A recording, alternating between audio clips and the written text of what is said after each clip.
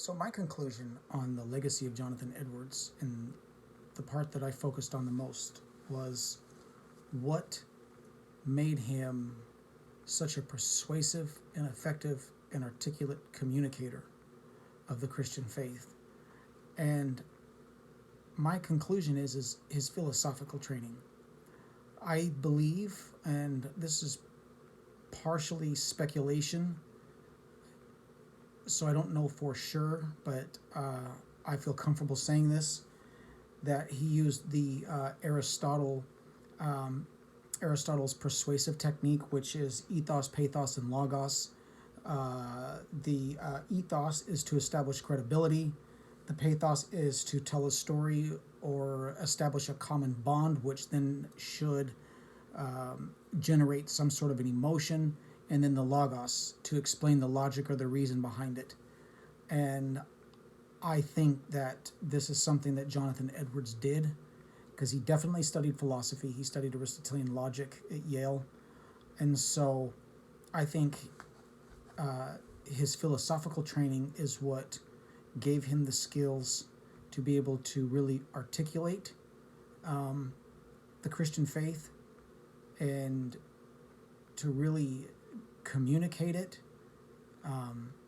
And, plus with his theological training, of course, it's not just the philosophy, but I think the philosophical training aided his theological training. And I think, and to quote William Lane Craig, that philosophy aids good theology. And so Jonathan Edwards had both of those. Not to mention that, God blessed him with a brilliant mind, and Jonathan Edwards used it to the fullest to bring glory to God and to share the gospel message. I think that when Jesus said, when he was asked what is the greatest commandment, and he reduces them to two, and he says, you are to love the Lord your God with all your heart, with all your mind, with all your soul, with all your strength. I think Jonathan Edwards really understood that there's more to just worshiping God and loving God with our hearts. We also do it with our minds. And by loving him with our minds is developing the intellect. And so that's exactly what he did. He really developed his intellect. And so that's where I think he was different from his contemporaries. If you look a little bit into the life of John Sargent, he was persuaded by his wife, and he kind of adopted a more liberal theology. You look at Benjamin Franklin, he was swayed into that new Enlightenment era or age, and he wasn't grounded, but not Jonathan Edwards. He was grounded.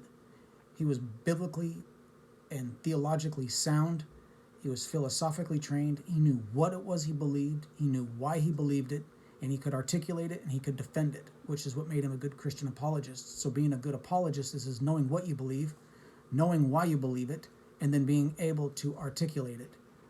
And that's what Jonathan Edwards did. And I think that is why he was as good as he was, and why he was so brilliant. Which, again, I think set him apart from a lot of his contemporaries.